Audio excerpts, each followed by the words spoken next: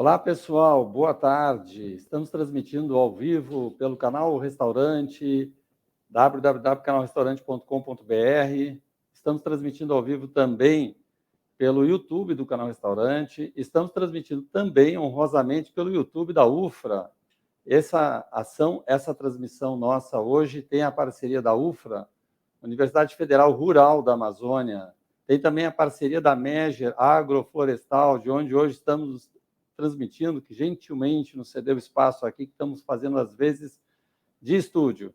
Quem nos acompanha normalmente no canal Restaurante já me conhece, sou um dos jornalistas âncoras de eventos, ações e debates, Sérgio Lerrer, estou aí há 40 anos no setor de food service, acompanhando as transformações do setor de alimentação fora do lar, e também,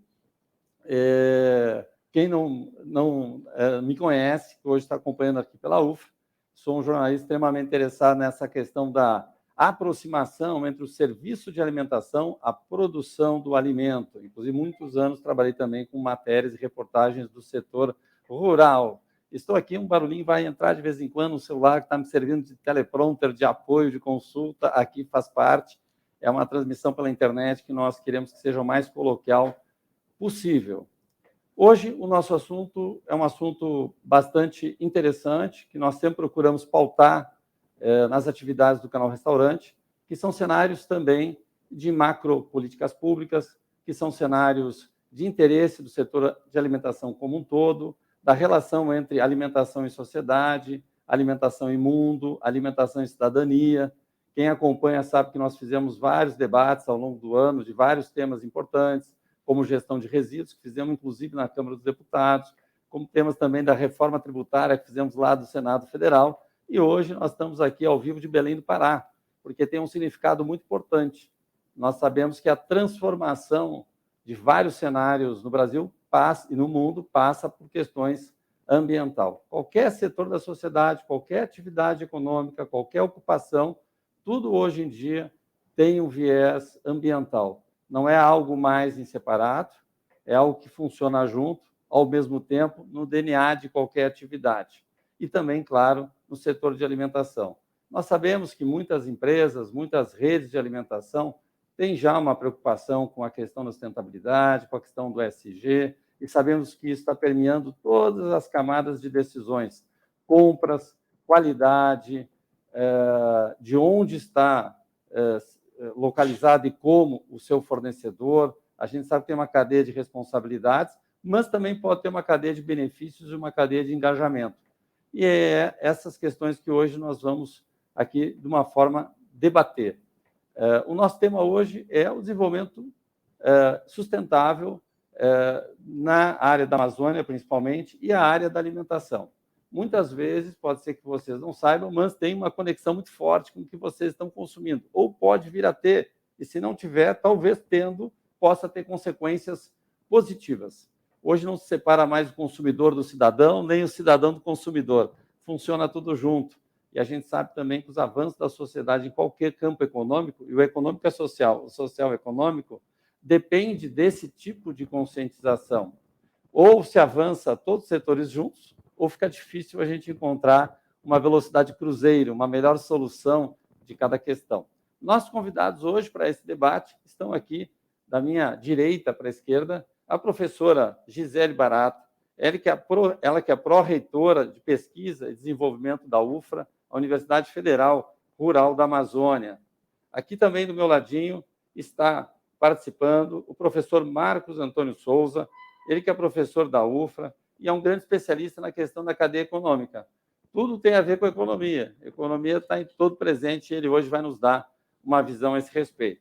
Aqui do meu lado esquerdo está a Natasha Pena, ela que é assessora da Secretaria de Meio Ambiente e Sustentabilidade do Governo do Estado do Pará, que o Estado aqui que nos recebe nesse debate, esperamos vir outras vezes, né? Lembrando que esqueci de dizer também, né, que vamos ter no Pará, no ano de 2025, a COP.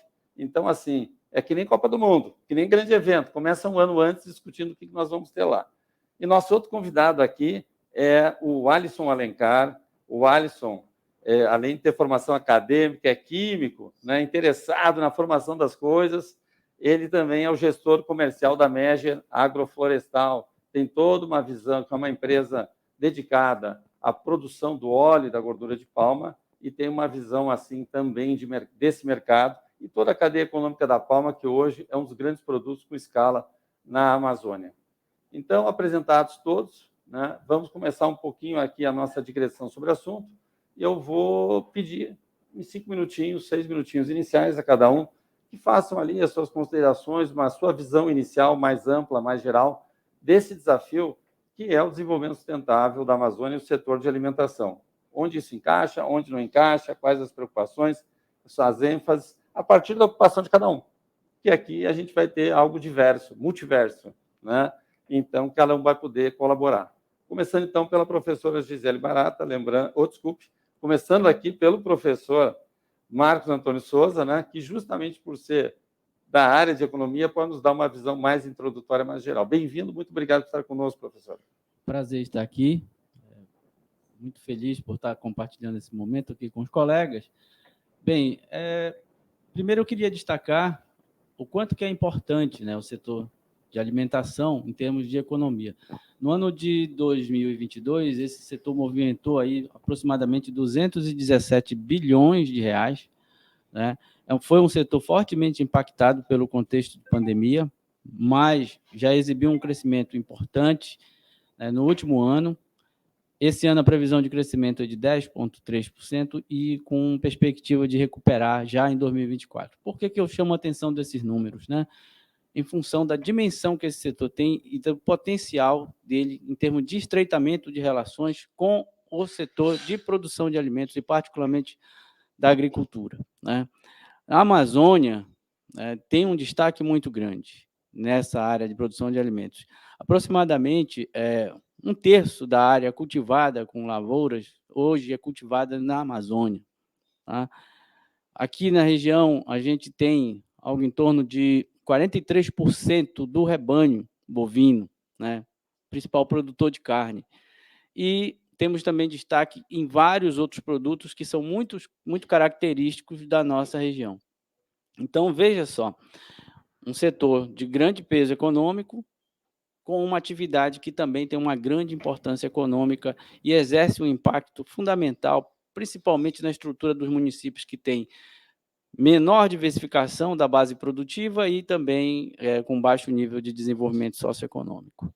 Então, esse estreitamento da relação entre o setor de alimentação com a base de produção, ele é fundamental para enfrentar diversas questões que nós precisamos, né? Aqui, caminhando exatamente para sistemas de produção mais sustentáveis. Chama a atenção para uma questão importante que aproximadamente 750 mil é o número de estabelecimentos agropecuários que a gente tem aqui na Amazônia, né, de quase 1 milhão. Então, a imensa maioria é de agricultores familiares. Então, veja só essa dimensão. O setor de alimentação ele pode exercer um efeito positivo em todo, né, o setor de produção agropecuário, mas tende a ter um efeito ainda maior sobre a agricultura familiar, né, dado esse número enorme, né? 750 mil estabelecimentos, em média com 4 pessoas, você tem aí mais de 3 milhões de pessoas envolvidas diretamente, né? E são esses agricultores que produzem principalmente aqueles produtos que hoje a gente fala muito da bioeconomia, né? Frutas, óleos, né? E outros produtos, né? E muito dos alimentos, né? Feijão, farinha de mandioca, né? Açaí, né? Todos esses produtos aí, mais de 80% da quantidade é produzida por agricultor familiar. Então, o que eu visualizo em termos de importância e de contribuição que o setor de alimentação pode dar para a agropecuária e, particularmente, o segmento de produção familiar? Nós podemos ter estruturação de canais de comercialização mais curtos, com interação do setor de alimentação vinculando direto com a produção, né? Isso diminui a pegada de carbono, né? Porque você diminui o fluxo de mercadorias, né? Menos gasto de combustíveis fósseis. Você pode enfrentar algumas questões relacionadas à qualificação desse público. Um dos grandes problemas que a gente tem hoje é assistência técnica, e essa interface pode potencializar a assistência técnica por meio de cursos, de qualificação, além da valorização natural dos produtos, né? E tudo isso sempre emanando, né, aqueles estímulos de mercado, né, que podem levar a informação direto do consumidor lá para o sistema de produção, no sentido de que a gente possa ir aprimorando esses sistemas, certo? Então, eu queria inicialmente começar a minha fala destacando esses pontos que eu considero importantes. Muito obrigado, professor Marcos Antônio. Registrando aqui algumas das pessoas da nossa audiência, assistindo pelo YouTube primeiro, o Aldício Pereira, Cristina Paz, Gilson Sanches, o Nazareno Lima, que eu sei que fica lá em Bonito, mando um abraço para ele, o Edmilson Calandrini, a Silva Rocha. Pelo LinkedIn aqui, nós temos algumas pessoas, como Paulo Guimarães, lá da Topema, uma indústria de cozinhas profissionais também, que sempre nos acompanha aqui. Temos também o Roberto Oliveira, do Hotel Sonata. O pessoal aqui pode ir colocando seu nome, na medida do possível eu vou transmitindo, colocando aqui no ar em algum momento. Vamos agora à participação inicial. Muito bem-vinda, professora Gisele Barata, professora que é pró-reitora lá da UFA. Olá, obrigada por ter nos convidado, né?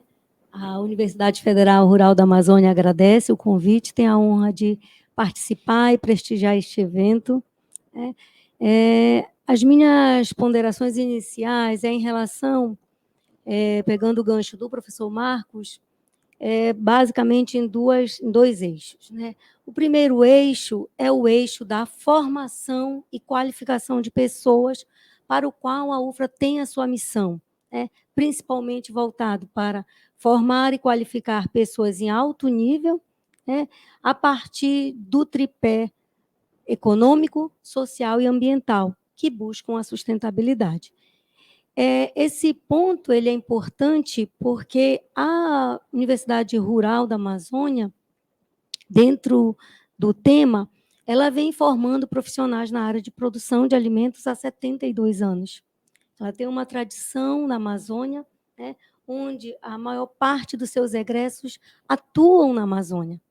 Então, esses egressos, né, esses agrônomos, engenheiros florestais, zootecnistas, médicos veterinários, engenheiros agrônomos, atuando nessas cadeias da agricultura familiar, principalmente, eles podem promover a melhoria do sistema de produção. E hoje, com a exigência desse consumidor e com a possibilidade da entrega, né, aos restaurantes, ao setor de maneira mais curta, buscando encurtamento de cadeias, eles podem oferecer um produto de melhor qualidade, né, com uma produção mínima para que esse produto seja aproveitado da sua melhor maneira. Uma outra foco dentro da Universidade Rural da Amazônia é nós buscarmos hoje a produção, o sistema produtivo dentro do contexto de uma agricultura regenerativa ou de uma agricultura de baixo carbono ou de um sistema de produção animal de baixo carbono. Porque essa é um ponto importante que nós, enquanto instituição, temos trabalhado para que a gente possa manter a nossa floresta em pé, mas também nós mantermos a qualidade de vida das pessoas que vivem no campo, que vivem em áreas rurais, fazendo aquela produção de alimentos, fazendo aquela produção, cuidando da sua área, cuidando do seu solo, para que esse bem maior, que é o ambiente onde eles vivem, possa ter sustentabilidade, pode ter durabilidade no seu processo de produção. E eles não fiquem de uma maneira nômade, mudando de áreas, né?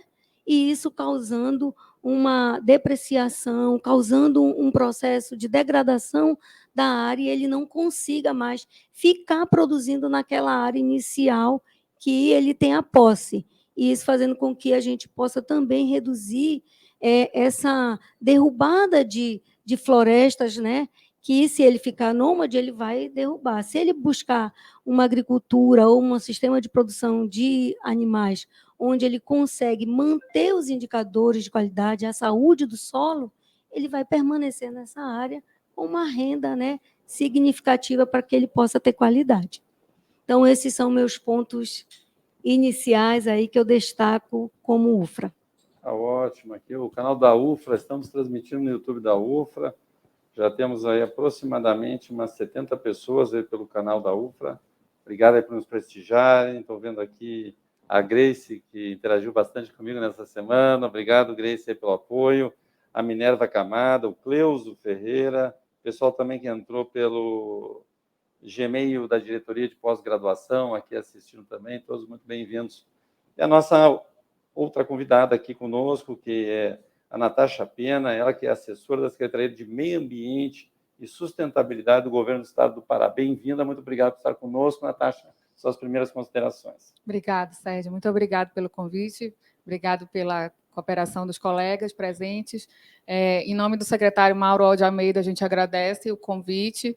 E, enquanto SEMAS, a conexão que a gente percebe nesse debate se refere ao plano da bioeconomia, uma política pública inovadora, que foi construída com uma escuta muito preciosa com as comunidades tradicionais, um trabalho envolvendo muitas pessoas, um trabalho de técnicos de carreira que fizeram um trabalho de escuta e também de reflexão sobre qual é o modelo de desenvolvimento que nós queremos para a Amazônia. E nós tivemos um resultado muito importante com esse plano, que merece sempre revisitar, ser revisto, mas são compromissos, em nome da Secretaria, que a gente entrega à sociedade, que a gente reconhece as lições aprendidas e que faz essa conexão com esse produto da sociobiodiversidade, com esses produtos dessas Amazônias, porque, Sérgio, é assim que a gente se entende. Nós não estamos falando de um território uno e padronizado, nós estamos falando de economias, estamos falando de populações, estamos falando de um território rico que se posiciona com sua grandeza e com a sua diversidade. E, dessa forma, o Plan Bio, a gente pode dar alguns exemplos dessa atuação com os produtos da indicação geográfica, né? O que são esses produtos? São produtos ligados ao território, que merecem um reconhecimento diferenciado por conta do seu saber fazer. No Pará, nós temos 3, o queijo do Marajó, farinha de Bragança e o cacau de Tomé-Açu. E esse entendimento de como esses produtos merecem essa atenção no território e toda a sua dinâmica de produção, a sua dinâmica social, a sua dinâmica também ambiental, e muito ambiental, eles merecem esse olhar e eles recebem esse olhar através desse planejamento. Então, esse é o nosso alinhamento, enquanto Estado, de estar atento a essas questões, a questão da governança e todas as necessidades de olhar da política pública, e essa construção conjunta está presente, né? É uma diretriz da SEMAS estar atenta a essas questões, ir ao território, discutir, compreender as necessidades, na formação, na informação, os pagamentos por serviços ambientais, que são temas que também estão ligados à nossa agenda prioritária. Você já falou sobre a COP, para além da COP que vai chegar em Belém do Pará, né, que a gente se prepara para que isso se efetive, a gente também tem compromissos a entregar já em 2023, já em 2024, onde a nossa equipe técnica, junto com a comitiva do governo do Estado, estará presente nesse ano já em Dubai, e a gente se propõe a participar de uma forma efetiva, levando políticas públicas, levando entregas. Então, de uma COP para outra, a orientação é que a gente proponha e, na seguinte, demonstre implementação. Então, é nesse caminho que a gente segue, é nesse caminho que a Amazônia se posiciona, e o governo do Pará tem recebido esse destaque nacional e internacional, recebendo grandes eventos e sediando grandes debates, por conta desse trabalho que está sendo feito de política pública. E estamos à disposição para a gente continuar esse debate. Está ótimo, está ótimo. Vocês já tem aí uma espécie de spoiler para ver que tem vários temas interessantes para a gente explorar aqui, desenvolver mais. Citando mais umas pessoas, queria registrar Está nos assistindo a Luciane Bernardes, aqui pelo canal Restaurante, ela que é controle de qualidade da rede Rascal, que é uma rede de restaurantes de São Paulo. Aqui também, aqui pelo YouTube, o Dimas Oliveira, que também é um engenheiro que implanta diversos restaurantes pelo Brasil todo, acredito eu, acho que é um dos mais ativos no setor. Muito bem-vindos, muito obrigado. E agora vamos ouvir o nosso quarto convidado de hoje, que é o Alisson Alencar, o Alisson que é gestor comercial da Meger Agroflorestal, que cultiva palma, produz óleo, produz gordura e tem uma visão desse segmento. Boa tarde a todos que estão participando.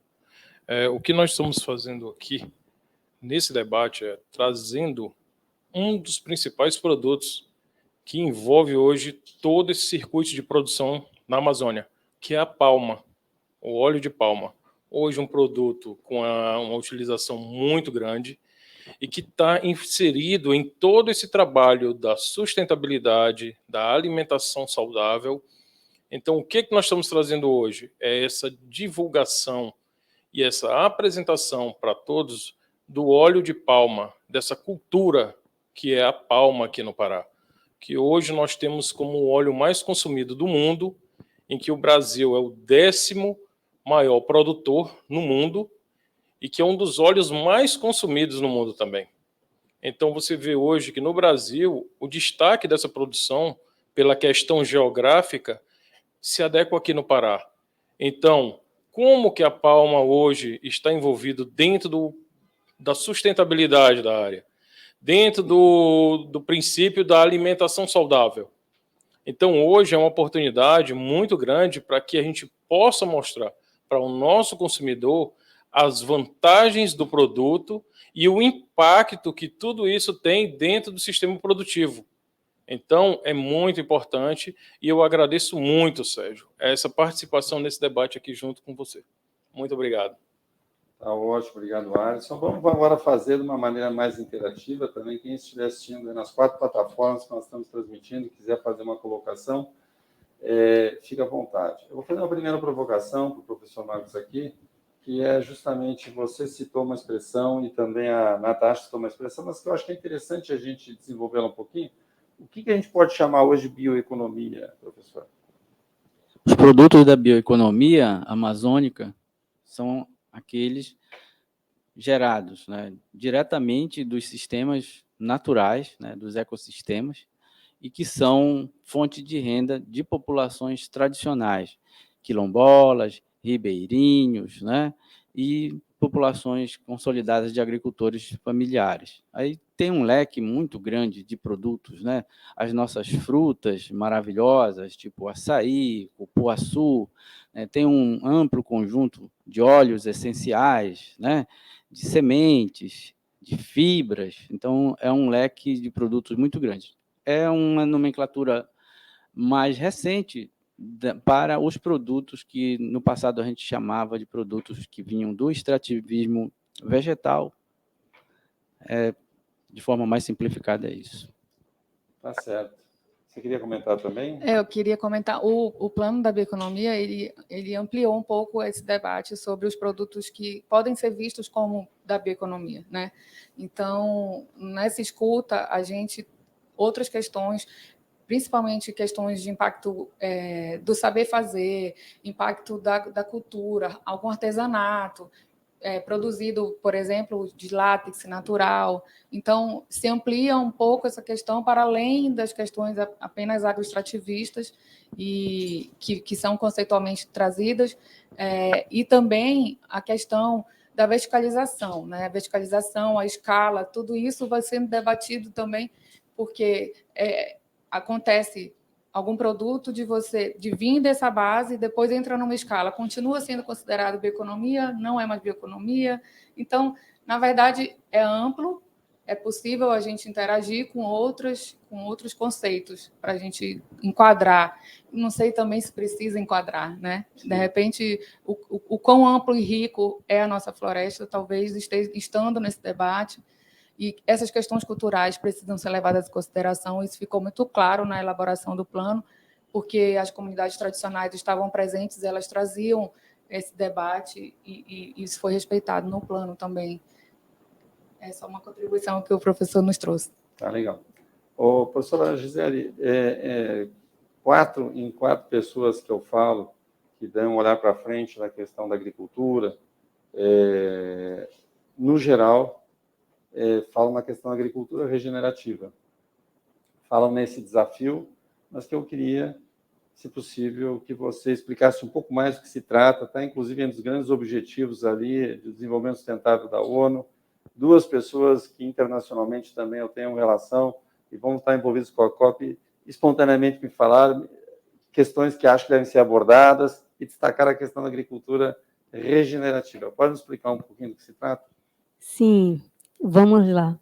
Agricultura regenerativa é um tema, é um conceito que surgiu por dois pesquisadores nos Estados Unidos, Roland e Rodali, no final da década de 70 e mais massificamente em 80. Já depois desse conceito, nós já tivemos agricultura biodinâmica, a agricultura agroecológica, mas nos últimos 3 anos temos visto, né, a volta pela agricultura regenerativa. Esse conceitual, ele trata de um princípio que é a produção buscando a saúde do solo, a qualidade do solo, né, para que ele se torne um bem que promova a produção de alimento por gerações e gerações. E também que essa produção de alimentos busque a máxima independência de insumos externos. Então, esse é o conceitual da agricultura regenerativa. Então, um produtor, seja ele um agricultor familiar ou uma grande empresa, ele vai buscar utilizar todos os resíduos que ele gera dentro da área e incorporar no sistema de produção, buscando, né, a redução tanto de custos quanto também do ponto de vista de utilização de fontes de insumos não renováveis, né? Então, essa é a premissa da agricultura regenerativa. Alisson, se você fosse falar, nós temos uma audiência aí de pessoas que empreendem serviço de alimentação dos mais variados matizes, né? Inclusive aqui estou observando o LinkedIn, mandou uma boa tarde, a Leonor Furriela, ela que é uma das diretoras da Undina Alimentação, que é uma empresa gestora de refeições corporativas, inclusive escolares. Okay. Inclusive cuida de refeitórios de escolas conceituadas lá de São Paulo. Se não me engano, administra um pouco mais de 100 unidades assim em terceiros, né? E hoje tem uma preocupação muito grande, que é a refeição. Eu sei porque eu conversei já com eles algumas vezes, que é a preocupação de que a alimentação ela também tem um caráter lúdico e educativo. Ou seja, você pode ensinar o colaborador da empresa que está no refeitório, você pode ensinar a criança na escola, o adolescente na escola, dependendo do que você serve, como você prepara os alimentos, né? O que você poderia dizer para essas pessoas que estão nos assistindo, uma parte que é gestor de processo de alimentação, em alguma escala, alguma ponta, porque a palma ela pode ser diferenciada para introduzir? Em que ela contribui? Hoje, a palma, Sérgio e a todos que estão participando desse momento, a palma hoje é um óleo que ele é extraído totalmente de um processo físico. Então, é um óleo que eu coloco para o nosso consumidor sem nenhuma participação de solventes químicos, que hoje a obtenção de alguns óleos, ele utiliza um solvente químico. Na palma, você tem um sistema totalmente mecânico, isento totalmente de produtos ou qualquer residual químico que venha do processo. Então, quando você tem o domínio da cadeia, que vai desde o plantio, você faz uma extração e você faz um refino dentro de um processo totalmente físico, você garante ao seu cliente, ao consumidor do produto, o quê? Um óleo isento de produtos químicos. Ou seja, essa etapa de você estar fazendo um tratamento naquele produto para a utilização, não existe. Nós estamos aqui com esse produto fabricado no Pará, que vai chegar para você, como nosso cliente, um produto de pronto uso, que vai agregar ao seu alimento características tipo crocância, tipo como uma alta absorção de nutrientes, sem ter uma participação de um elemento químico. Eu acredito, Sérgio, que hoje, para você que domina hoje uma cadeia de fast food, eu acredito que é um item a menos dentro de uma preocupação de todo o processo. Isso é muito importante. Então, o óleo de palma, hoje, eu te digo, é um óleo que, para pronto uso, ele elimina algumas etapas hoje dentro de um processo de produção, porque eu entrego o produto a pronto uso. E agora, Natasha, você que atua dentro da Secretaria de Meio Ambiente e Sustentabilidade aqui do Estado do Pará, que perspectivas você vê, ou que já existam, né, de políticas públicas, né, para gerar uma aceleração? Já que hoje em dia a gente sabe muitas coisas, a direção que elas devam ter. Muitos especialistas, tanto do setor público como privado, têm alguns consensos. Mas a gente percebe que há muita vacilação entre como acelerar, como tornar aquilo que tem uma escala menor, uma escala maior, mesmo respeitando quem produz em alta escala e quem produz em pequena escala. A gente viu políticas, por exemplo, como de orgânicos, no passado, de alimentação escolar, que vários municípios, alguns estados, inclusive, incluíram, né, em legislações, 30% de orgânicos, etc. Isso deu uma estabilidade para muita gente e foi muito importante em políticas de alimentação escolar. Como você vê assim, essa participação de políticas públicas para induzir ou para fomentar de uma maneira em que o desenvolvimento econômico das várias Amazônias que você falou podem se fortalecer e ter consciência na direção certa?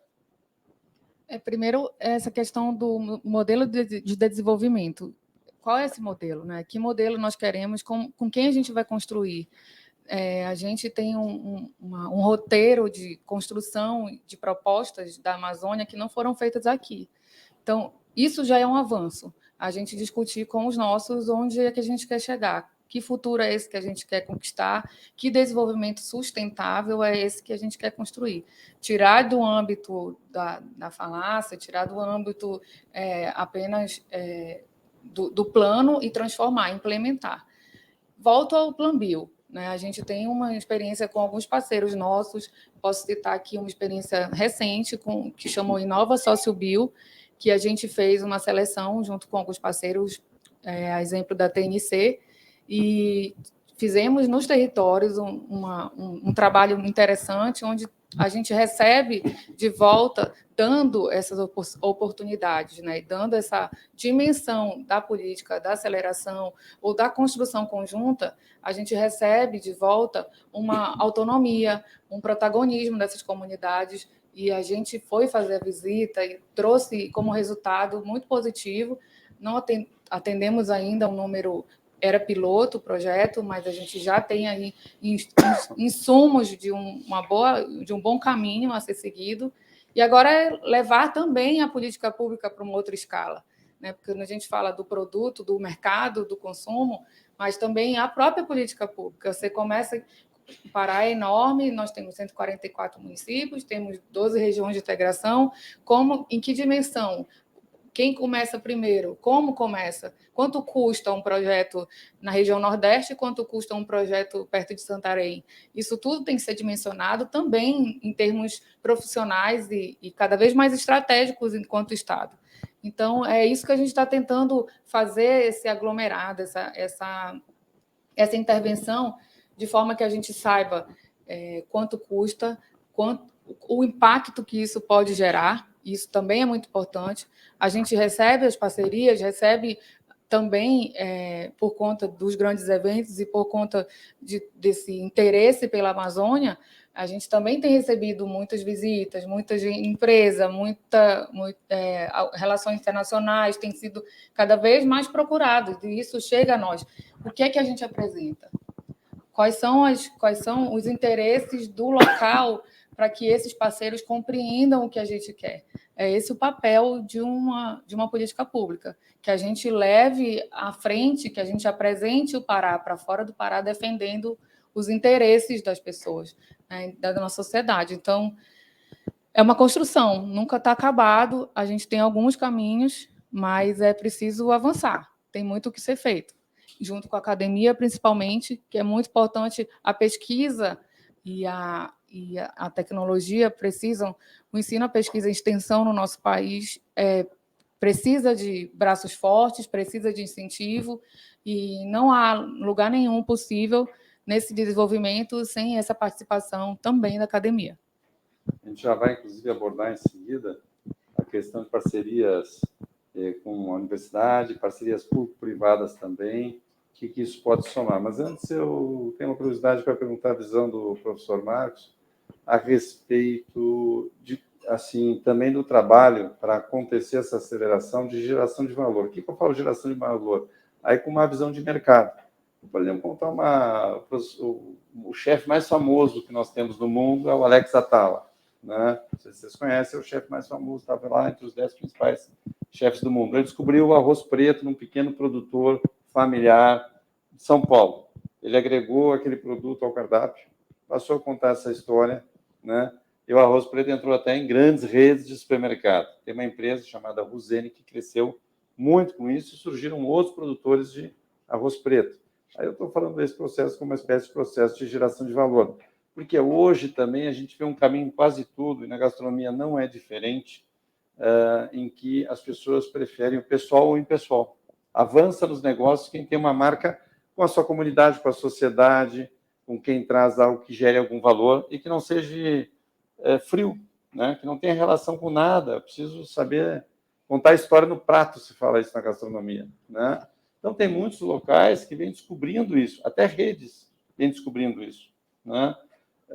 Até que ponto precisa, professor, esse trabalho também, para que as pessoas queiram saber, descubram que às vezes até estão consumindo algum produto da origem das várias Amazônias e não sabem, né? Ou às vezes estão comprando um produto do exterior, que poderia ser daqui da Amazônia, mas que, sendo do exterior, não podem contar a história. E sendo aqui da Amazônia, pode contar a história. Como é que o senhor enxerga isso? Vou procurar ser breve, porque é uma questão bastante complexa. Se quiser dar uma palestra de 30 minutos... Aqui a gente precisa, inicialmente, né, como a Natasha falou, nós temos vários instrumentos de políticas públicas, mas uma questão fundamental que nós precisamos trabalhar muito é um trabalho mais de base com os produtores, no sentido de ter uma assistência técnica mais efetiva e no sentido de ter um nível de organização social mais forte, certo? Porque nós temos produtos, né, com indicação geográfica, produtos muito tradicionais, mas falta esse fortalecimento do capital social. Eu vejo como esse um dos principais problemas. Então, é necessário que as políticas públicas, nas diferentes esferas, município, estado, né, e no governo federal, reforcem isso aí. Vou dar um exemplo rápido para você, o caso da farinha de mandioca, da indicação geográfica. A região Bragantina, por exemplo, as estatísticas oficiais dão conta que existem mais de 1.900 casas de farinha lá. Indicação geográfica, só para deixar bem claro, que é uma espécie de certificação isso, de que aquele produto é procedente daquela da região. Assim como nós temos o vinho do Porto, aquele outro vinho lá da Bordeaux, bacalhau, seria a indicação geográfica. Exatamente. É isso que nós estamos falando. Certo. Então, assim, você tem quase mais de 1.900 casas de farinha, e naquela região todinha nós temos hoje 6 casas de farinha que estão certificadas pela nossa Agência de Defesa Agropecuária. Ou seja, você tem um grande contingente de produtores que não atendem aquele padrão para um produto de um mercado mais amplo, né? Falando no sentido de potencializar. Então, essa é uma questão importante. Naquela região também, muita gente não deve saber, mas é uma região que também produz ostras. As ostras amazônicas são produzidas na região Bragantina também. Mas como é que é essa produção, né? Muito pulverizada, o nível de organização é baixo, né? E os canais de comercialização são muito iniciais, né? Comercialização em feiras e em eventos locais. E é um produto com alto potencial de alta gastronomia, certo? Então, assim, a gente precisa trabalhar muito na base, no sentido de criar esse capital social e fortalecer as organizações. E lá na outra ponta, a gente precisa também de um trabalho muito forte de marketing, para poder fazer com que as pessoas, né, na região, no Brasil e no mundo, conheçam os nossos produtos e os diferenciais que eles têm. Então, a gente tem que trabalhar de ponta a ponta na cadeia, e o desafio é grande. Olha, eu sublinho, exatamente, é música para os meus olhos, isso que você... Meus olhos não, meus ouvidos, né? É isso que você está falando, professor, porque eu acho que é exatamente isso. E o marketing é construído com as duas pontas, né? Porque não pode ser um marketing artificial, não pode ser um greenwashing, como a gente fala, quando é uma falsa sustentabilidade, uma falsa... falso SG, digamos assim.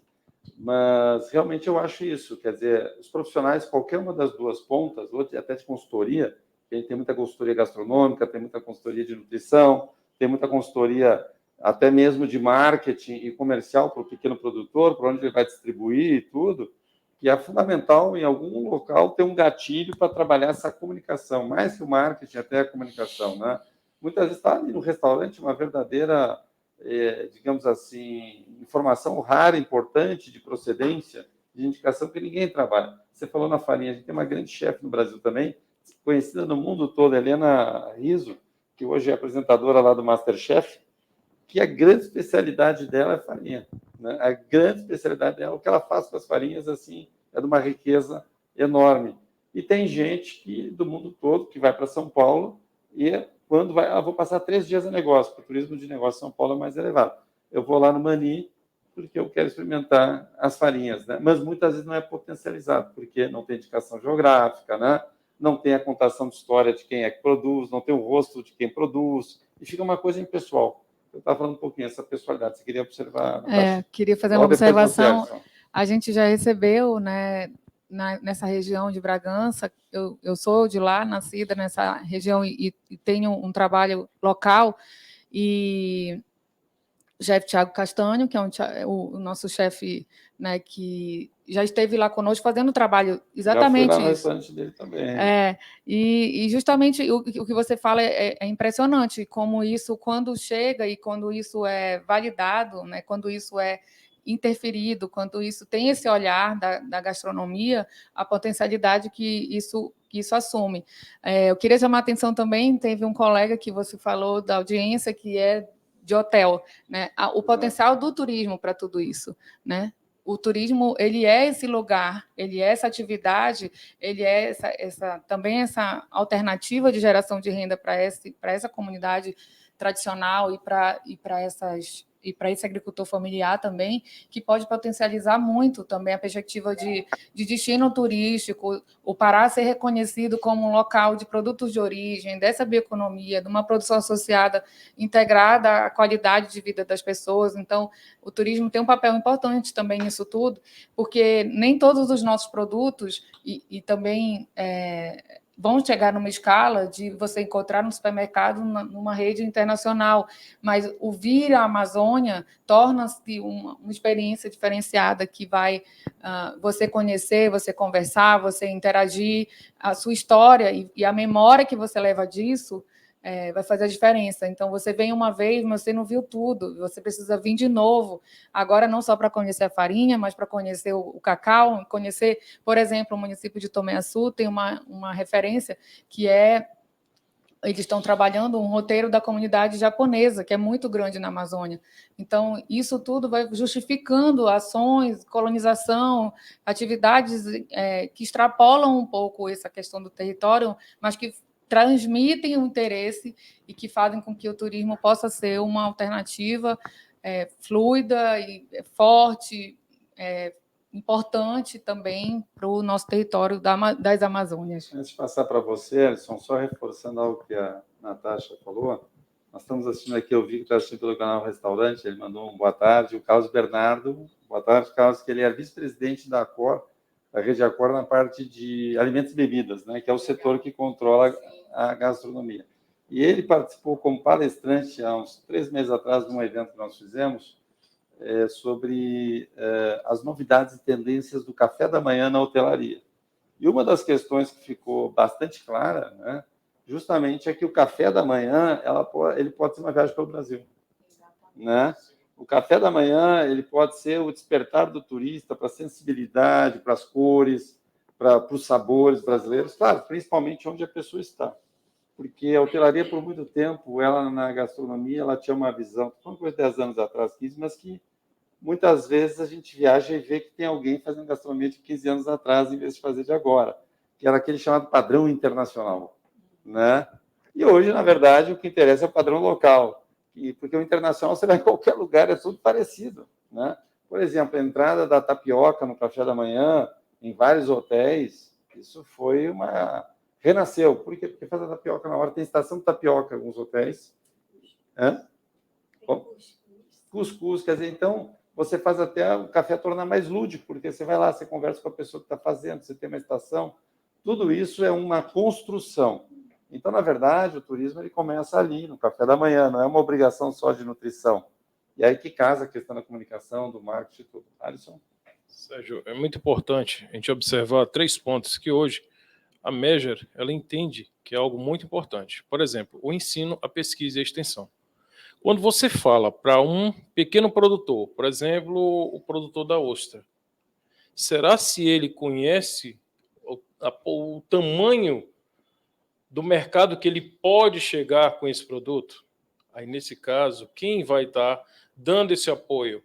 Pode ser a parceria junto com a UFRA. O que eles vão fazer? Eles vão desenvolver pesquisas junto com esse produtor, que vai dizer para o produtor, dizer assim, olha a amplitude do que você consegue fazer. Olha onde o seu produto pode chegar. E aí você vê que eles lançaram a tapioca, não é isso? A tapioca ela já te dá essa visão de uma viagem dentro do nosso mercado. E aí eles começam a trabalhar o recheio da tapioca. É outra viagem. Observa, no Nordeste, carne de sol. Você vem aqui, em Pirarucu. Você vem aqui no Pará. Então você vê que isso é uma viagem muito interessante dentro de vários sabores. Mas quem é que mostra para aquele produtor o potencial do que ele pode fazer? É essa aliança, é esse ensino, é essa pesquisa e essa extensão, que nós, como Measure, achamos isso extremamente importante, porque isso abre portas para esse mercado. Entendeu? Então é muito importante, viu, Sérgio, esses 3 itens, o ensino, a pesquisa e a extensão. Te colocar essa questão da atratividade, lá em São Paulo existe uma rede de bares, um dos pioneiros, assim, voltar ao estilo de boteco antigo, que é a rede do Bar do Juarez. Ele tem mais ou menos umas 16, 17 casas, mas assim, com super movimento, mesas na calçada, toda hora, etc. E ele foi um introdutor no Brasil, de uma maneira um pouquinho mais gourmet, da picanha fatiada, em que você termina de grelhar no Rechô anos atrás, acho que 30 anos atrás, 30 e poucos anos. E aí, claro, a clientela, não, mas eu não como carne vermelha, etc., tem alguma outra opção? E aí, de maneira que alguns considerariam arriscada, porque dizem que no mercado de gastronomia, sul e sudeste, não funciona, Natasha, peixe de rio, de água doce, não funciona, né? A tilápia quebrou isso, o São Peter, ou tilápia, quebrou isso redondamente, mas ele colocou o tambaqui. Eles chamam lá Pera Tambaqui, também para terminar ali na chave. Um sucesso extraordinário, que é uma outra identidade, uma outra vivência, uma outra curiosidade. Mas o Alisson, professora, falou nessa questão onde a universidade, hoje em dia, ela consegue ser contributiva, né, com os produtores, né, de pequena escala, de grande escala, como está vendo essas parcerias, porque tudo é uma parceria entre sociedade, né, entre o público e privado. Eu sempre considero que a sociedade é público-privada. A gente não tem como separar, ela nasce assim, né? Então, nada mais. É que, às vezes, a gente está parecendo que está falando uma coisa nova. Mas novo no sentido do quê? De organizado, ter de uma direção, ter investimento, né? Como é que está acontecendo essas parcerias, professor? Então, a universidade brasileira, por muito tempo, ela se fechou em seus muros. E pouco a sociedade conseguia entender o que se fazia ali dentro, né?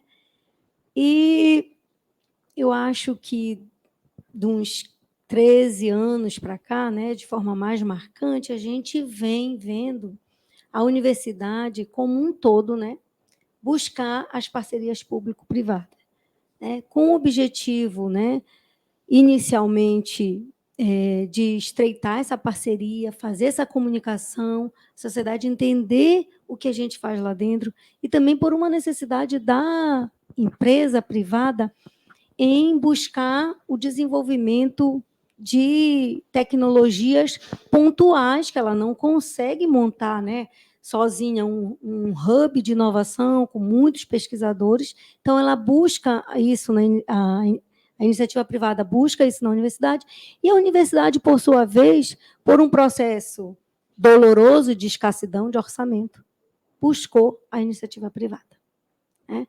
Com isso, a universidade, com todo o seu potencial, toda a sua expertise, todo o seu aparato laboratorial, pode estreitar essa parceria, não somente com grandes empresas, mas também com empresas do terceiro setor, né, com associações, com cooperativas, com até mesmo produtores, pequenos produtores que tenham, né, essa abertura e queiram receber os nossos alunos. A gente tem também a questão da extensão, que é colocar os nossos alunos para fazer estágios supervisionados dentro das empresas, dentro da agricultura familiar, nos seus diferentes matizes de organização, né? E, com isso, a gente vem tendo orçamento para a gente fazer uma formação qualificada dos nossos alunos, tanto os alunos de graduação, quanto os alunos que estão na pós-graduação, no mestrado, no doutorado,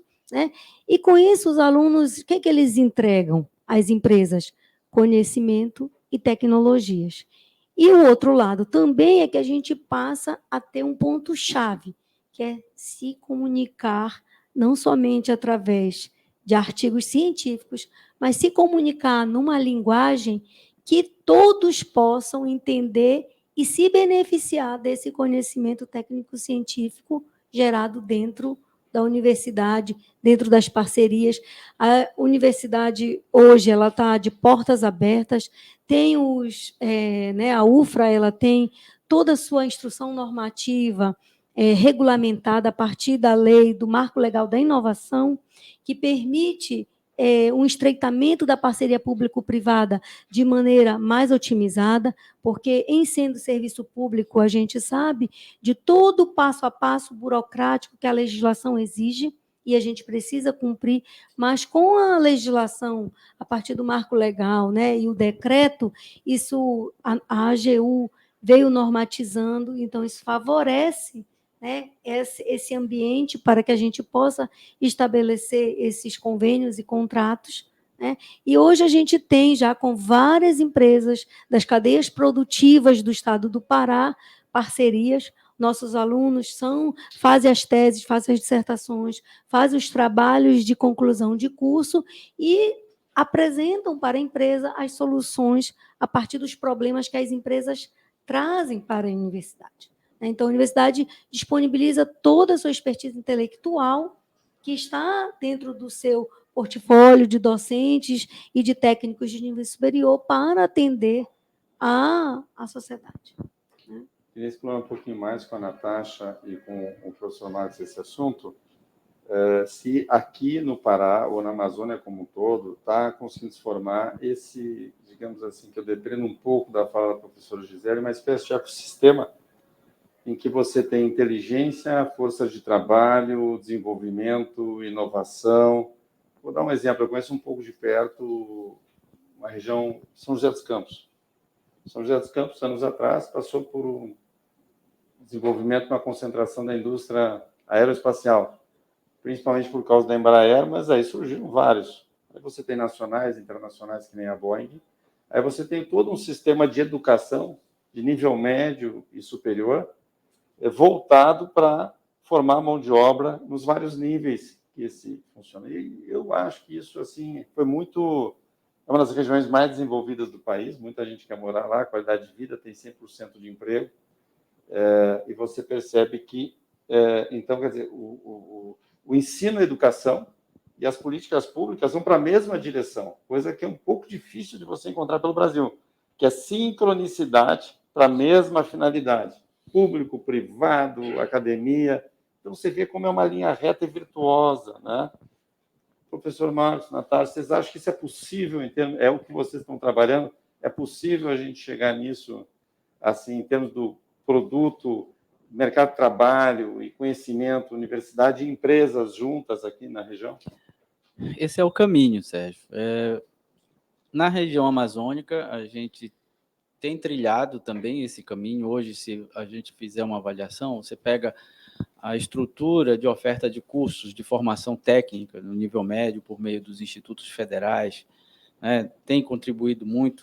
O nível de capilaridade dos institutos federais aumentou substancialmente, você tem agora em toda a região, né? As universidades privadas, as universidades públicas, né, hoje tem um nível de capilaridade muito grande, com aumento do portfólio de cursos para atender demandas regionais. Nos estados, as políticas públicas têm contribuído de forma bem importante, por exemplo, com as suas fundações de amparo à pesquisa, que no caso do Pará é um exemplo, né, muito interessante, porque há um enfoque muito grande, e no sentido de potencializar as principais cadeias, né? Então, isso tem ocorrido, certo? Precisamos avançar mais no sentido de que a gente tem gerado muito conhecimento científico, tecnológico, soluções, né?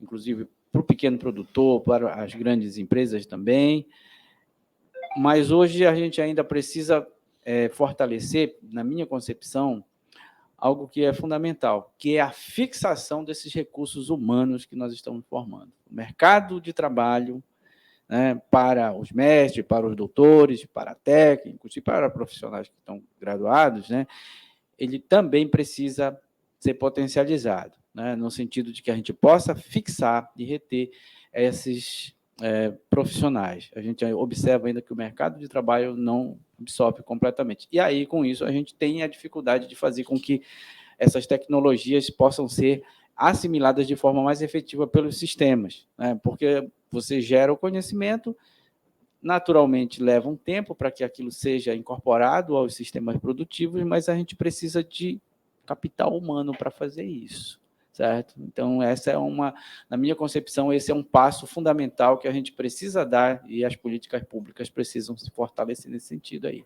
tá? Natasha, a Simone, só para reforçar, você comentar isso, mas a Simone Valvassori, que ela está assistindo o programa Restaurante, ela é consultora gastronômica, chefe, nutricionista, ela é múltipla, dá muita consultoria de cardápio. Ela pergunta se na Secretaria tem alguma política de aproximar os pequenos produtores com o setor de gastronomia aqui. A gente chama de marketplace, que a gente faz em alguns eventos, a gente tem essa política de levar alguns produtores para essa divulgação e a promoção desses produtos deles. Específico com a gastronomia, ainda não, mas a gente está aberto a construir, podemos. Então, a gente espera também o apoio dela, a gente pode divulgar depois um e-mail, alguma questão assim, e estamos abertos a essa construção. O Plan Bio é recente, né? Então eu volto nessa estrutura de Estado que a gente precisa, como Estado, ancorar, não é a única, são outras estratégias, a Secretaria de Turismo do Estado tem as suas, a Secretaria de Cultura tem também uma construção em cima das economias criativas, a gente também tem feito interações entre as secretarias, contudo, a gastronomia é muito especial no Estado, Belém é uma cidade criativa da gastronomia, né, pela Unesco, então existem convergências. Nem tudo vai caber só assim, mas o Estado do Pará está atento a essas opções, a essas possibilidades, e a gente quer construir junto. Então, sim, podemos conversar para avançar nessas questões específicas da gastronomia. Eu queria falar só um pouco sobre o que o professor falou, para a gente nessa possibilidade da gente interagir, e me parece que esse tempo já foi mais separado, o que chamava-se o tempo do mercado, o tempo da academia, o tempo da política pública. Me parece que alguém andou mais rápido ou existe uma espécie de interação hoje um pouco mais consolidada. as burocracias em termos de legislação e as nossas procuradorias, os nossos órgãos de controle estão mais atentos a essas questões de que é preciso ser mais rápido, é preciso dar um outro tom para esses controles, para que as coisas não fiquem... em 10 anos você vê o impacto, não é possível, as pessoas não têm mais esse tempo. Então, eu percebo que esse alinhamento está mais próximo dessas questões de mercado. Existem desenhos, organizações sociais, etc., as próprias fundações, como a professora fala, dando maior agilidade a alguns processos, né? Às vezes, o recurso é possível chegar mais fácil naquela pesquisa de interesse ou do Estado ou de uma empresa, para que aquilo realmente entregue uma possibilidade, uma resolução de problema mais rápido. Então, me parece que esse tempo está mais juntos, estão todos mais próximos. Mas é preciso também avançar, porque essa dinâmica do dinheiro impede ou avança também, como em toda, e não vai ser diferente na questão também dos investimentos, das prioridades, tudo isso precisa estar alinhado, e, mais uma vez, sempre nessa escuta. Enquanto Estado, a gente não vai poder fazer nada que nenhum problema, ou solucionar nenhum problema, desenvolver projetos ou encontrar caminhos para um desenvolvimento se a gente não compreender quem é que está demandando, de onde vem, quais são as questões de gênero, as questões das comunidades tradicionais, as questões da juventude, por exemplo. A gente teve uma experiência, Sérgio, aqui muito recente, que foram os diálogos amazônicos. Não sei se você teve a oportunidade de participar ou de interagir de alguma forma. Os colegas também que tiveram podem nos trazer as suas experiências, mas foi uma das experiências da democracia brasileira mais interessantes que a gente teve, que foi um debate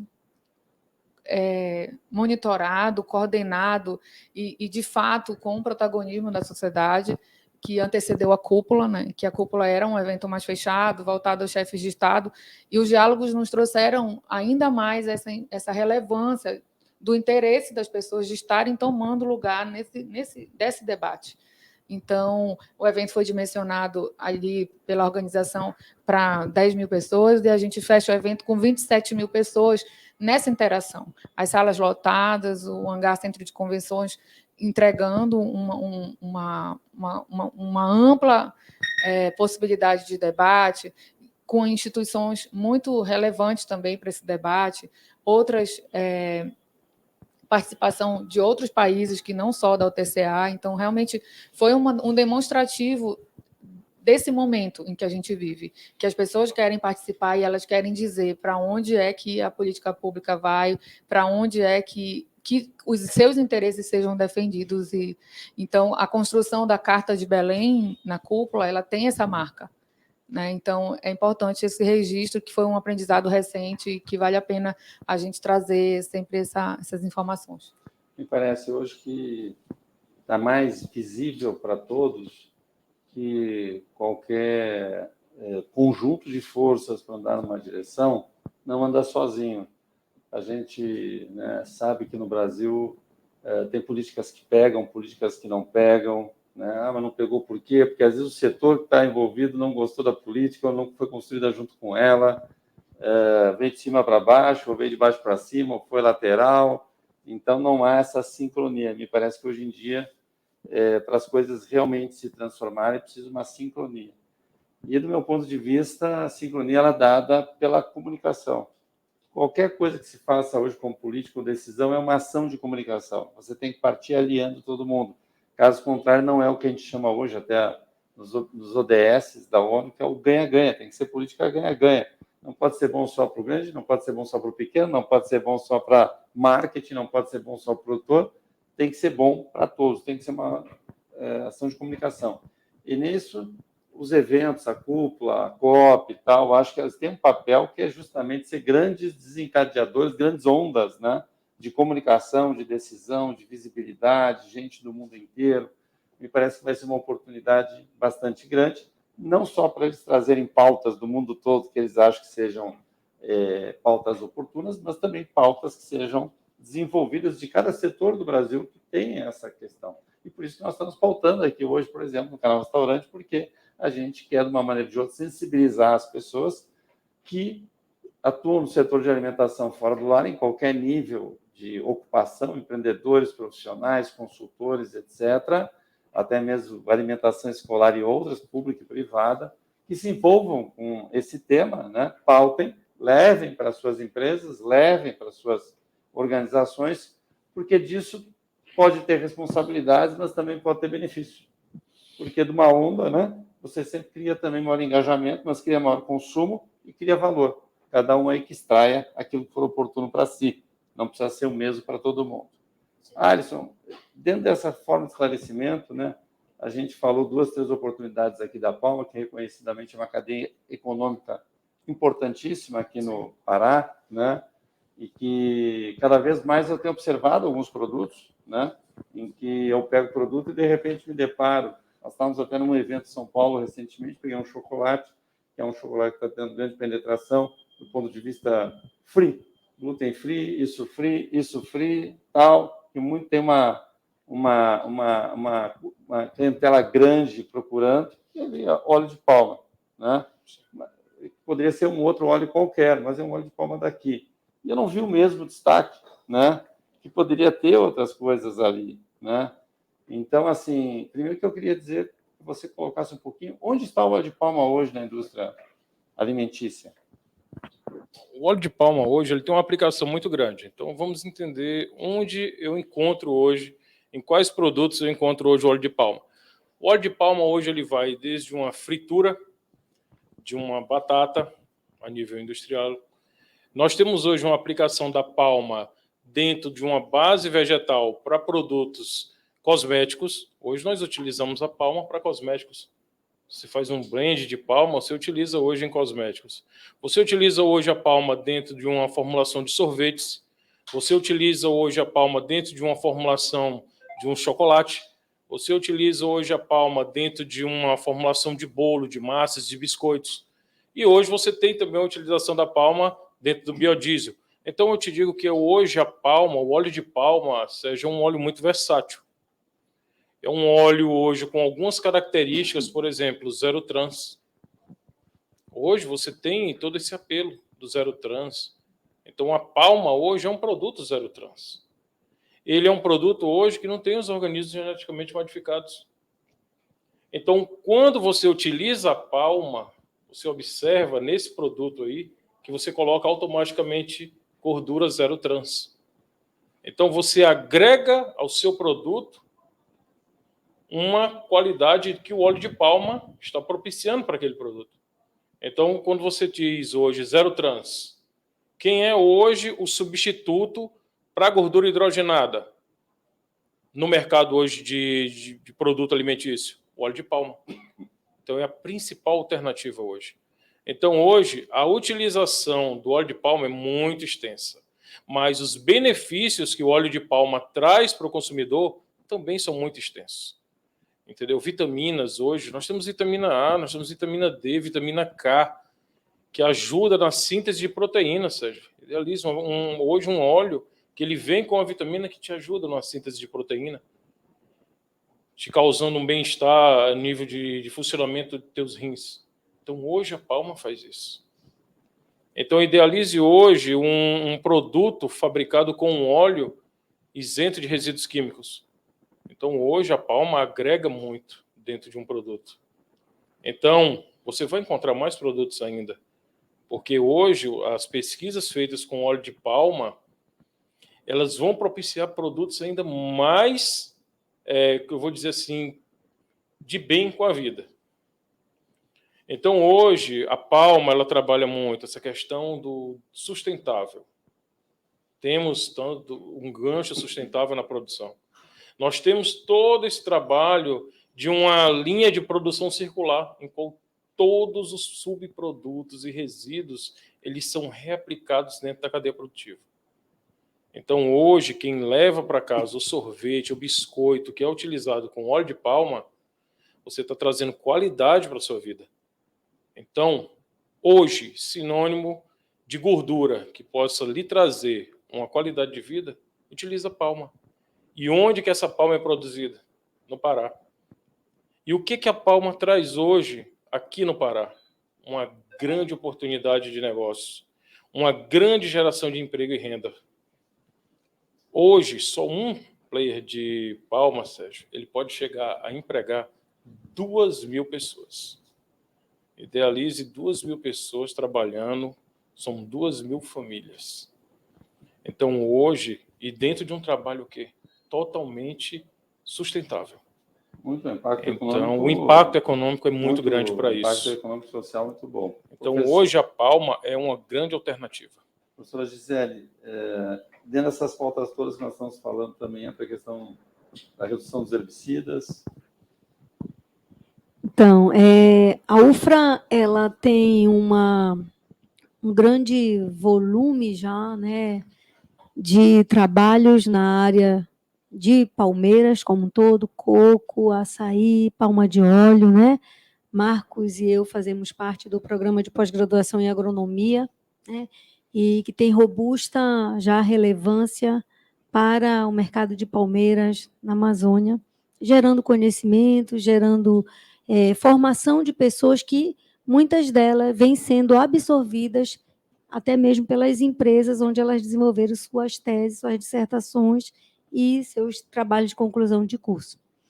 E, nesse sentido, nós temos parceria com a empresa Meger, né? A UFRA tem uma parceria com a empresa Meger, na qual vem desenvolvendo bioinsumos a partir da biodiversidade de micro-organismos existentes na área e isolando esses micro-organismos e transformando em bioinsumos que são utilizados no sistema de produção. Esses produtos, né, nós já fizemos a validação em 14 mil mudas, essas mudas agora já foram para o campo, e nós temos 2 experimentos, cada um com 7 hectares, e nós estabelecemos, né, as 2 parcelas de plantas adultas com o manejo de bioinsumos para a produção de palma, buscando a redução de insumos de fontes não renováveis, né? Essa aceleração do crescimento e, principalmente, buscando a qualidade da saúde do solo, para que a gente possa ter a qualidade desse solo durante os 25 anos que essa planta vai estar produtiva ou mais, e que ela produza, né, com um número que atenda o econômico, um número que atenda o social, mantendo essas pessoas, né, como ele colocou, 2.000 pessoas com carteira assinada, então isso traz um impacto social e econômico para a região, mas também considerando a questão ambiental, porque a gente tem uma redução significativa da quantidade de fertilizantes químicos, de agrotóxicos, que também, né, isso faz com que haja um processo onde a gente já está buscando uma mitigação de todo o impacto que essa cadeia pode gerar. Então, quando a gente usa os bioinsumos, eu diminuo a salinidade, eu diminuo a eutrofização, né? Eu diminuo todos os processos que causam impacto quando você está num processo de produção extensiva, né? Então, são esses os benefícios que a gente vem a curto prazo, eu digo, já entregando, mas também tem uma outra pegada que nós estamos iniciando, né, com a parceria com o professor Marcos Antônio, com o professor Antônio Cordeiro, que é a biovaloração, onde a gente vai estimar o quanto de carbono fixado a inserção dos bioinsumos trazem de benefícios, que hoje não é valorado, a gente está valorando somente o custo, e aí eu vou passar a palavra para o professor Marcos explicar, porque ele faz análise econômica, mas a gente precisa buscar um outro valor, que é a questão do carbono, que como a planta cresce mais, com menor entrada de insumos de fontes não renováveis, a gente tem uma maior fixação de carbono. E é isso que a gente vai fazer a biovaloração. Professor Marcos. Queria só, antes do professor Marcos falar, avisar que a gente vai agora para uma rodada final, que eu já vou considerar o professor Marcos primeiro, né? Está dentro do tempo aí que a gente tinha estipulado também. Então, professor Marcos, complemento a isso, mas eu vou também lhe colocar uma questão para tentar responder resposta combo, né? Várias coisas da mesma aí. A questão essa questão das certificações, né? Você falou na questão da indicação geográfica, né? É uma saída, né? Essa valorização da certificação, até mesmo que eu ouvi o Alisson falar da palma, aí tem a palma produzida aqui, tem a palma que vem importada, se isso pode ser um peso de diferença, a gente chama a atenção do mercado como um todo sobre a certificação. Bem, então, vamos lá. Na verdade, estão associadas as duas questões, né? Primeiro, assim, o futuro da agricultura amazônica ele vai estar assentado no uso de bioinsumos, né? Esse tende a ser o futuro da nossa agricultura. O Brasil é um dos maiores, né? É o maior importador de fertilizante, é o quarto maior consumidor do país, do mundo, e a gente tem vivido um momento muito difícil, com o contexto de guerra, com as questões macroeconômicas, que envolvem a questão da desvalorização da taxa de câmbio, enfim. Então, qual é o futuro? O futuro é partir para a produção de bioinsumos. A equipe lá do programa tem construído já algumas soluções para palmeiras, né? E isso já tem contribuído diretamente para a redução do que a gente chama de custo direto. Hoje a gente tem como saber a questão do custo direto.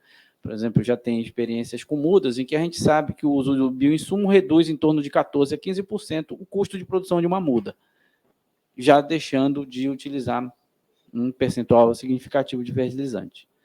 Mas o uso do bioinsumo ele gera o que nós da economia chamamos de externalidades positivas, porque eles geram outros efeitos que ainda não são mensurados. Essa é a próxima etapa, que é exatamente, né, o fato de você deixar de utilizar aquilo vai impactar na qualidade do solo, na saúde, né, na qualidade do trabalho e em todas as outras questões relacionadas, né, aos processos fisiológicos da planta. Então, essa é a etapa que, inclusive, a parceria com a Meger vai estar construindo nesses próximos anos, né? Então, esse é um ponto importante. E já tem outras soluções também para outro tipo de alimento, tipo hortaliças, para agricultura urbana, já tem também, o grupo já tem soluções para isso aí.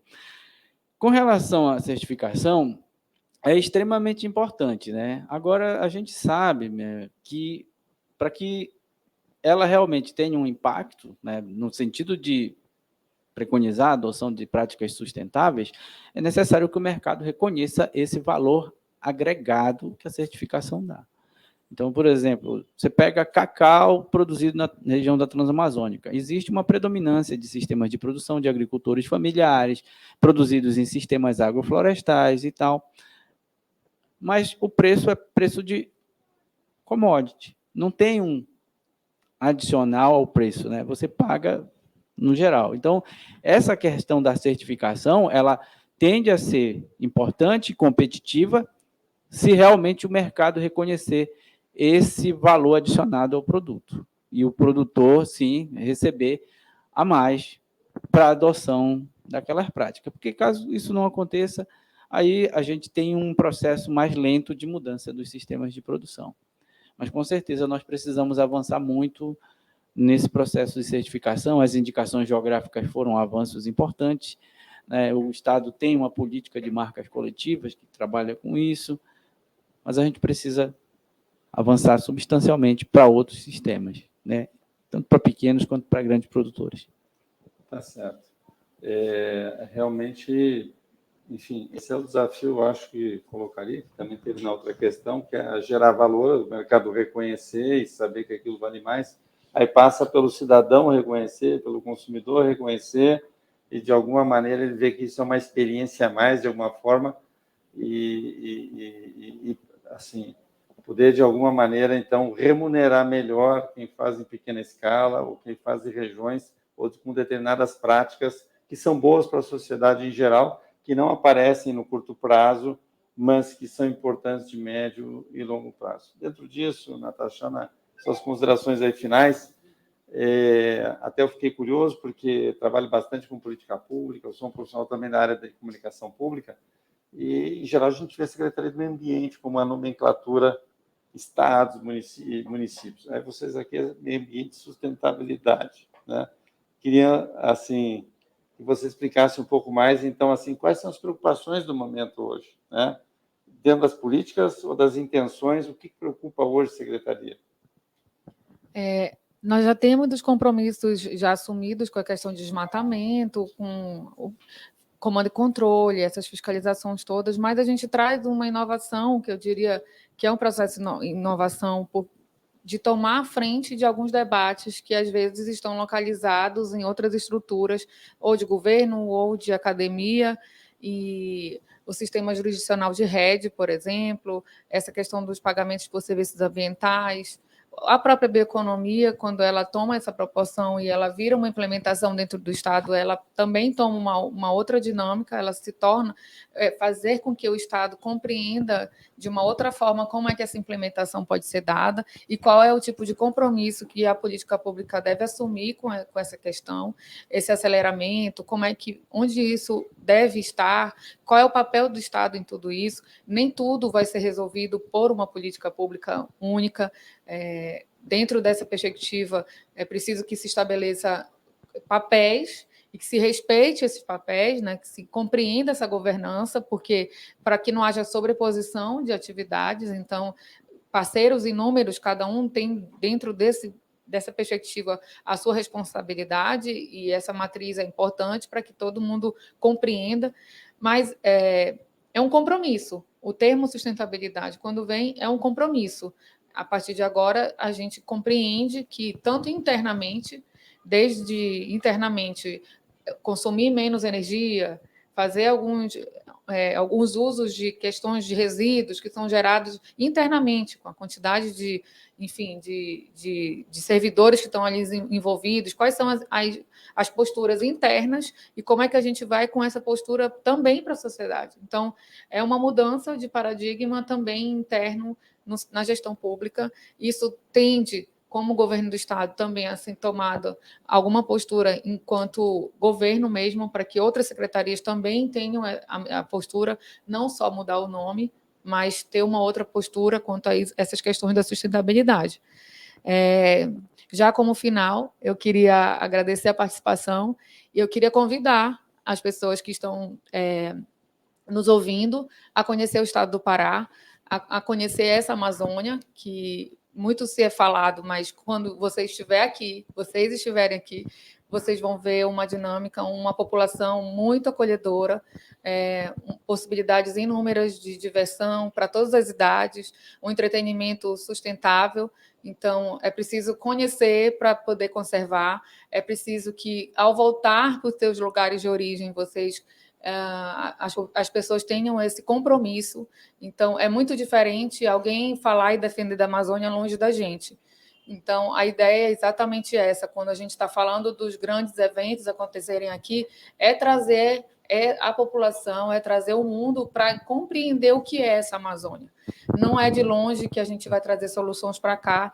Então, a gente convida para um turismo responsável, para uma atuação política também, né, de valoração disso, das nossas populações. Essa floresta, ela tem vida, tem animais, tem um conhecimento tradicional envolvido nisso. As nossas populações precisam desse respeito e dessa atenção.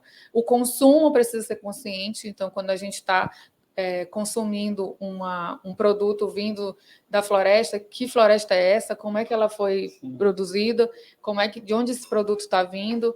Tem trabalho escravo, não tem? Então, isso é uma responsabilidade de todos nós, não só do Estado, não só da academia, não só das empresas, mas que a gente, como cidadão do mundo, a gente tenha essa atenção para a sustentabilidade estar presente na nossa vida diariamente. Então, é sobre essa convocação para esse momento da Amazônia e que conheçam o Pará, sejam bem-vindos. Essa convocação, Natasha, é muito peculiar e oportuna, e até eu vou dizer que a gente vem...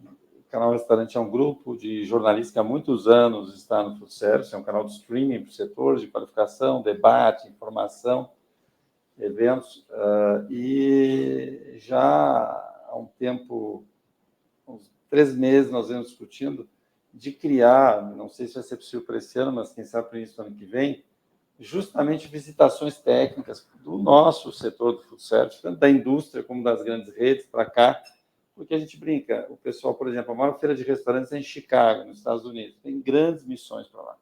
Vão, por exemplo, cerca de 2.000 pessoas aqui do Brasil para essa feira para ver quais as novidades e tendências.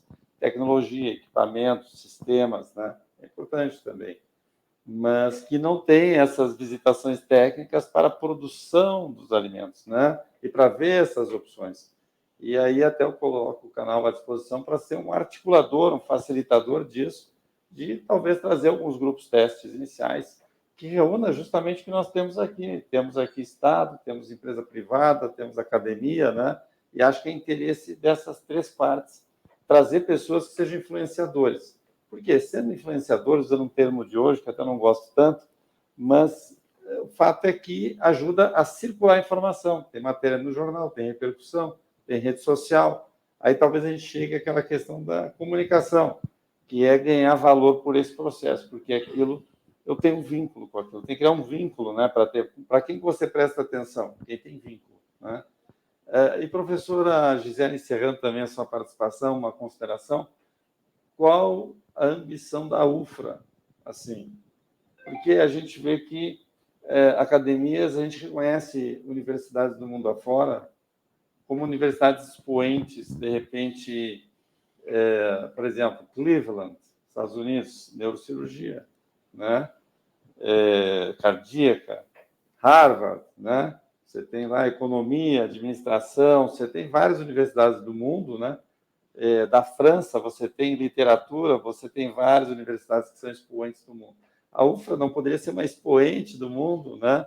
Nesse ecossistema que nós estamos falando aqui hoje, né? Entre a produção da Amazônia, conhecimento, academia, competitividade empresarial também. Sim, a UFRA é a Universidade Rural da Amazônia, né? Em seu nome já abriga, já coloca na vanguarda do desenvolvimento rural sustentável. Ela tem isso nos seus 72 anos, né? Por toda a sua formação de pessoas. Eu sou egressa da UFRA, né? O professor Marcos é um egresso da UFRA, né? E tantos outros que estão aí trabalhando lá na ponta, junto com o produtor, né? E a UFRA hoje ela atua nas principais cadeias produtivas do Estado, né? Fruteiras, produção animal, ela tem também uma vanguarda na área de aquicultura, né? E isso, hoje a UFRA ela expandiu para outros cursos, né? Mas todos os outros cursos têm de interagir, né, com a questão agrária, com o agrarismo, que é a tradição da UFRA. E hoje a UFRA ela também trabalha a questão da agricultura urbana e periurbana, tão importante para esse encurtamento de cadeias. Então, eu faço um convite a essa cadeia do Fujiservice que venha conhecer Belém e aproveite para conhecer as mais de 30 ilhas que nós temos aqui ao redor, toda essa agricultura urbana e periurbana, né, que ela abastece as feiras de Belém com plantas tradicionais, plantas alimentícias não tradicionais, mas plantas cultiváveis, que são as punks, né, que são temperos, ervas aromáticas, que pouco é explorado por esse setor, mas essa cadeia ela é diversa, principalmente concentrada aqui na agricultura urbana e periurbana. Isso traria um olhar e um incremento dessas plantas, dessas punks, à alimentação, né? E fortaleceria esses produtores que estão, né, nessa região, eles teriam plena condição dessa entrega, né? E também na questão das palmeiras, eu faço esse destaque, e do cacau, que são assim as áreas que a UFRA trabalha fortemente, bem como a questão do sistema de produção animal de forma sustentável na Amazônia. Maravilha, muito bom. Vamos Muito agora obrigada. para a participação final do Alisson Alencar. Alisson, como a média, né, nós temos aqui Estado, temos né, poder público, temos aqui academia, média, empresa privada, né? Ótimo. Mas nesse tempo que conheci a média, percebi que é uma empresa preocupada com essas transformações todas que estão acontecendo e preocupada também em estar integrada à comunidade, à sociedade e estar aí alinhada com os desafios do momento. O que a MEJA, né, como um todo, você percebe, está engajada nessas questões que foram faladas aqui hoje? Nós zelamos muito, viu, Sérgio, pela parceria. Nós zelamos muito pela parceria hoje. Então, num debate que nem esse, nós conseguimos observar vários pontos. A professora Gisele mostrando todo o trabalho de pesquisa que tem hoje sendo desenvolvido aqui no Pará com produtos regionais. Nós tivemos nosso professor mostrando toda a situação econômica dessa produção hoje aqui do Pará. Nós tivemos a Natasha mostrando toda essa interação entre a Secretaria de Meio Ambiente e toda a cadeia produtiva do Pará. E a Merger, ela participa disso. Então, participando da pesquisa, incentivando a agricultura familiar, incentivando a produção do Pará e informando e mantendo todos sempre informados através desse seu canal, o Sérgio, o canal Restaurantes hoje, dos potenciais que o Pará tem. Então você observa que é um estado muito rico. Ele vai desde a pesquisa, ele vai de uma análise econômica, ele vai de uma parceria entre a Secretaria de Meio Ambiente e hoje, como empresa da iniciativa privada, agradecer a cada um desses setores que tem participado para o crescimento do estado do Pará, fazendo com que todo esse potencial chegue ao nosso cliente com aquela frase escrita assim bem embaixo: produzido no Pará, produzido com qualidade. Venha para o Pará, que aqui você vai ver o quão desenvolvido esse estado está ficando e quão nós estamos seguindo essa tendência do ESG. Muito obrigado, Sérgio. Muito obrigado, Natasha. Obrigado a todos os professores e que outras oportunidades dessas venham a acontecer. Nós, no dia 29 de novembro, nós vamos estar realizando num outro formato um evento almoço em São Paulo, num restaurante escola que ensina habilidades para vários aprendizados na área de gastronomia, restaurantes, inclusive tem um programa voltado até para imigrantes de qualificação, um restaurante escola muito interessante. Nós vamos fazer e produzir um almoço amazônico com um chefe que é daqui, hoje está em São Paulo, vai contribuir, com peixes vindo aqui também, claro, da Amazônia. E nós vamos convidar pessoas que sejam de indústria, de redes, para que também compartilhem esse almoço, também façam perguntas para nossos convidados. Espero que alguns de vocês possam estar presentes, aí num formato um pouquinho mais pedagógico, expositivo, para a gente deixar legado e também transmitido ao vivo, para que esse material possa ser também disseminado. Vai ser uma outra etapa, e esse assunto nós pegamos para não largar, para ficar com ele por um bom tempo, né?